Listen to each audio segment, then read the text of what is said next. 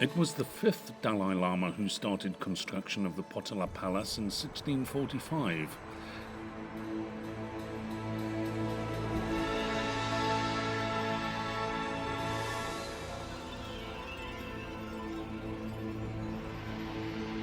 The building measures 400 meters east-west and 350 meters north-south, which is an area about the size of 28 football pitches. The sloping walls average 3 meters thick and 5 meters thick at the base, and apparently there is copper poured into the foundations to help proof it against earthquake. I never knew copper could proof a building against earthquake. 13 stories of buildings containing over 1,000 rooms, 10,000 shrines, and about 200,000 statues soar 300 meters in total above the valley floor. Believe me, that's a lot of stairs to climb in the thin air of high-altitude Lhasa. Filming is not allowed inside the palace, but it is surprising how small the rooms are. This is probably because small rooms retain the heat much better.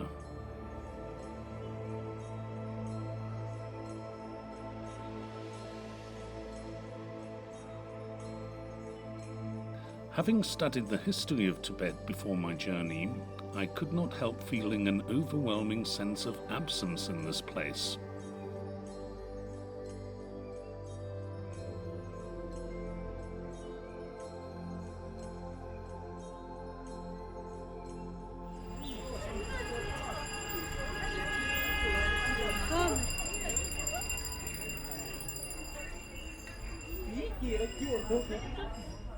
I haven't a clue where I am. I'm near the hotel.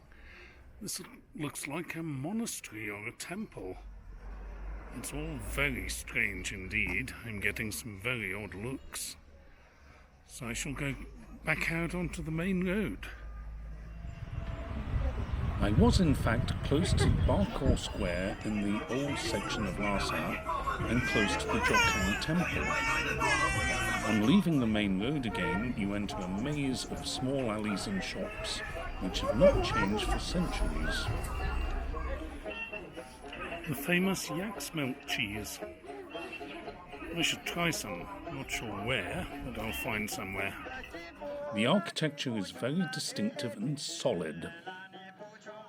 I guess this is to keep out the cold winds and retain heat inside once the place is warmed up.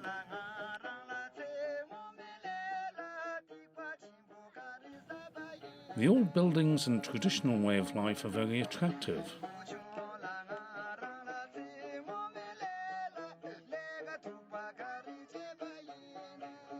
But the modern world is having its impact. Facebook and all Western social media are blocked by the Great Firewall, but the Chinese government can monitor WeChat, so the social media revolution is having its impact even in Tibet.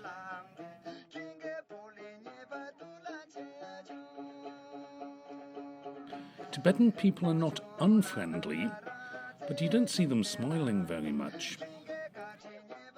Tibet was isolated for centuries, and the people are clinging to an ancient way of life which is totally alien to their new Chinese masters. Pilgrims walk around the Jokang Temple, prostrating themselves as they go, but what I could not film, or thought it better not to film, was the heavy army and riot police presence around Barkor Square and the Jokang Temple. The Jokang Temple is one of the most important religious places in Tibet, and as such it's an obvious centre for gatherings.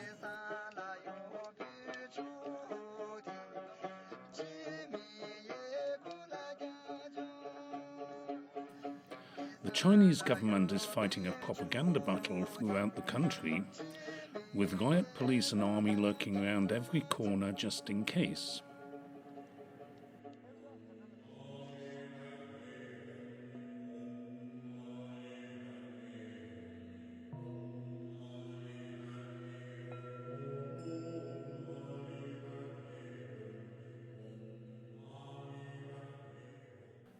However, one fellow was smiling.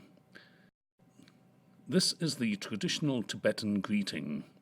They show their tongues as a form of welcoming people. And of course meeting my tour group, with whom I would spend the best part of 5 days on the way to Everest Base Camp and back.